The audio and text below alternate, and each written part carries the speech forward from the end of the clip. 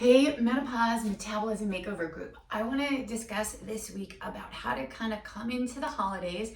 We're going to start to maybe lose some sleep. Maybe we've got extra stuff to do, extra errands, and we're probably going to be exposed to some sugars and some baked goods and things that we are normally not exposed to.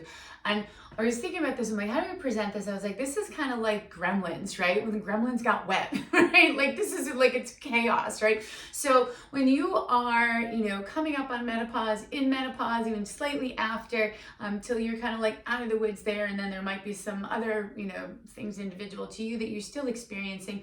When we get out of whack in any of the things that interrupt our endocrine system, like our sleep, our hydration, our sugar intake, all of these things are going to disrupt an already disrupting system, and we're going to start to feel sometimes so not great side effects from that. They can make us feel a little bit out of control. So one of the things I wanted to talk about today is just grabbing some snacks, right? So instead of having that Halloween candy out in like those, I grabbed a mini Snickers the other day, and I was like, oh, this is the first time I'm doing this season. I was like, one. I'm like, and I had to have a solid conversation with myself, and I've practiced for years, like one, that's it.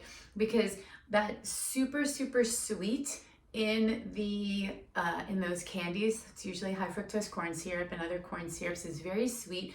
The taste buds on the tongue, they get that super sweet, and the more sweet we have, the more sweet we want. So it almost like upregulates that. When we get that, it's very pleasant. We get a dopamine release, so we're like, yes, that's so yummy, and we're all happy. So our brains are like, get more, and that's why we wind up going back to it in part.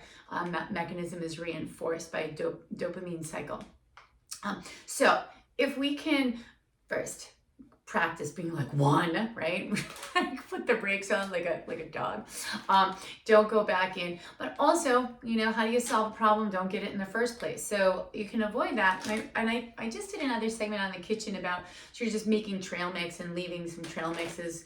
And I also I don't put pistachios in the trail mix because they're in shells. You could get them unshelled and put them in the trail mix, that's fine. But I like this as another trick because instead of having chips at the end of the night, if you're accustomed to eating in front of the TV, which, maybe we're not going to eliminate that right away. Maybe we won't eliminate that at all. But something that might be a healthier substitution or some pistachios, you still have that like hand grab. We're going to like just pop open the shell and then eat the pistachio. So it slows down the influx of calories coming in, gives you something to do, and it's a healthier choice. So try the pistachios if you are somebody who's like, oh, I'm gonna watch my show and I'm gonna sit down with a bag of chips or Pringles or a sleeve of Oreos, whatever it is, no judgment.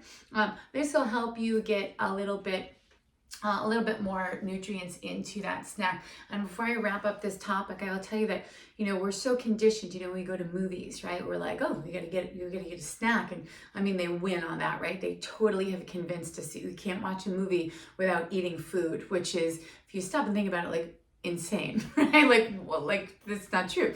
And so I uncoupled this habit years ago. I had screening passes for pictures before they would come out. We'd go over to the Directors Guild Theater, which was beautiful theater, but people are working. This is a work environment. We're going to screen the movie and we get to see it before it hits the theaters. And there's no sitting and eating. Like you're watching. You're not supposed to be eating and distracted and whatever. So it wasn't until I had that opportunity that I recognized, like, oh, as it turns out, you really don't need to eat when you go to the movies. And now I'm probably one of the few people when I go to the movies, I don't really get anything. Maybe if a friend has something, I might reach over and grab some popcorn. They love when I do that.